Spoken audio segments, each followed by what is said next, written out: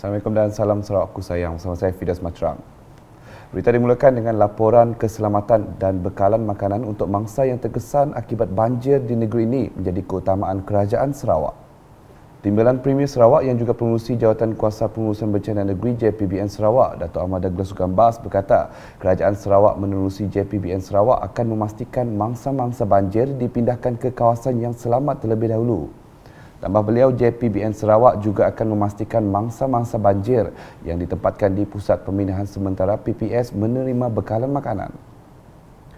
In other words, we want to make sure that in spite of the difficulty, the stress they face due to the flood, we hope we can make life better for them when they're staying in Pusat Pemindahan Sementara ini.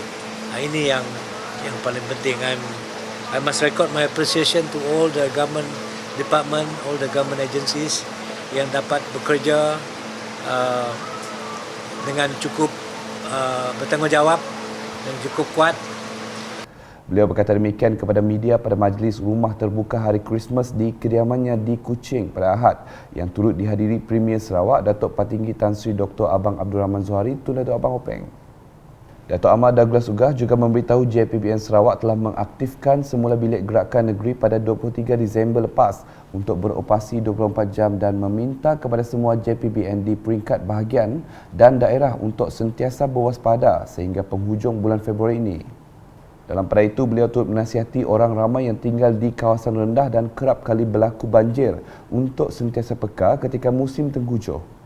Beliau juga mengingatkan mereka yang merancang untuk pergi bercuti dan melakukan aktiviti, terutamanya di kawasan pedalaman untuk berhati-hati pada ketika ini serta hubungi penduduk tempatan untuk memastikan kawasan itu selamat atau tidak untuk melakukan aktiviti.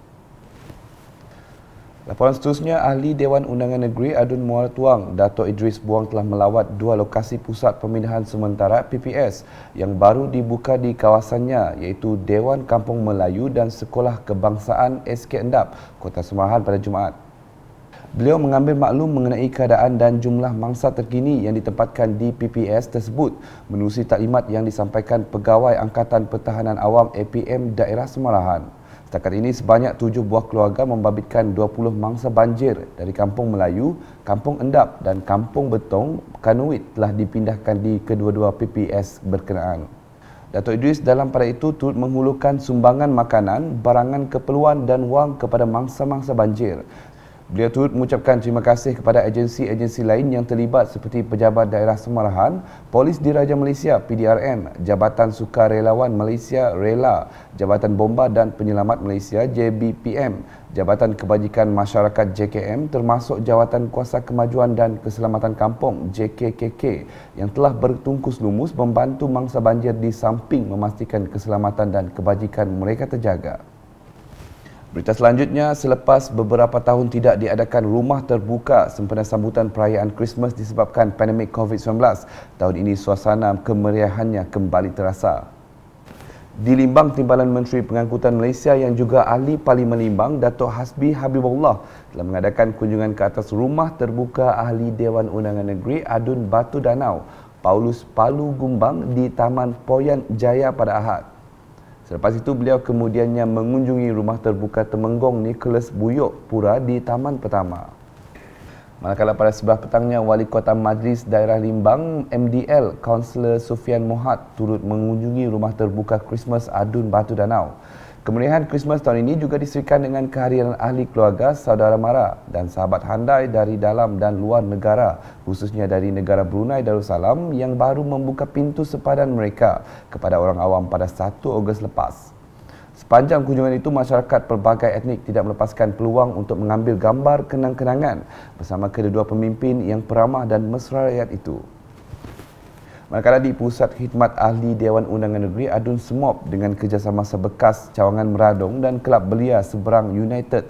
Manakala di Pusat Khidmat Ahli Dewan Undangan Negeri Adun Semop dengan kerjasama sebekas Cawangan Meradong dan Kelab Belia Seberang United sekali lagi mengadakan program silaturahim ziarah Krismas ke-14 rumah panjang di kawasan Seridap, Sungai Sian dan Muara Bunut di Pekan Bintangor pada Jumaat.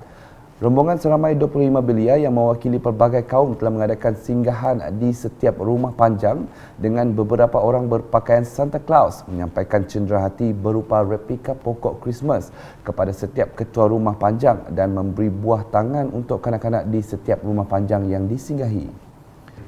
Timbalan Menteri di Jabatan Premier Sarawak Hal Ehwal Korporat Penerangan dan UKAS yang juga Ahli Dewan Undangan Negeri Adun Semuk, Dato' Abdullah Saidul ketika dihubungi berkata objektif utama program ini adalah selain dari merapatkan silaturahim dan kerjasama warga belia berbilang kaum di kawasan tersebut, program ringkas ini juga bertujuan untuk memperkukuhkan persefahaman antara pemimpin-pemimpin masyarakat terutama warga dewasa dengan generasi belia.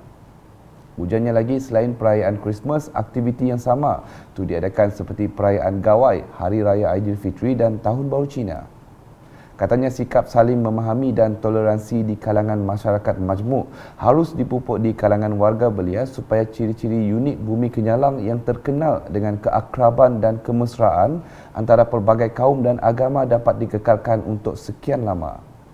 Jelasnya mesej utama yang ingin disampaikan melalui program seperti ini adalah untuk menerap dalam jiwa warga muda ialah sikap serta pemikiran untuk membenci sebarang unsur atau dakyah yang berbau perkauman dan berburuk sangka.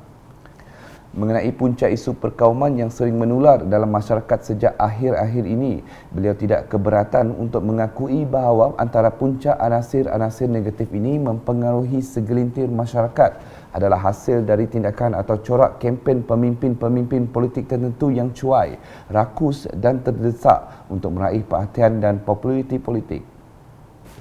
Balik ke laporan berikut. Pengalaman dan kemahiran yang dimiliki pengadil-pengadil dari Kelab Pengadil Bahagian Mukah banyak membantu mengangkat mutu bola sepak bahagian Mukah.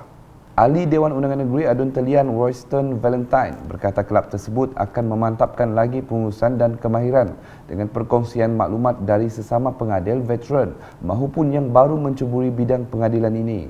Dalam hal ini, beliau menyeru ahli-ahli kelab itu agar sentiasa mempertingkatkan kemahiran dan kualiti sebagai seorang pengadil bagi memantapkan lagi sukan bola sepak di Mukah.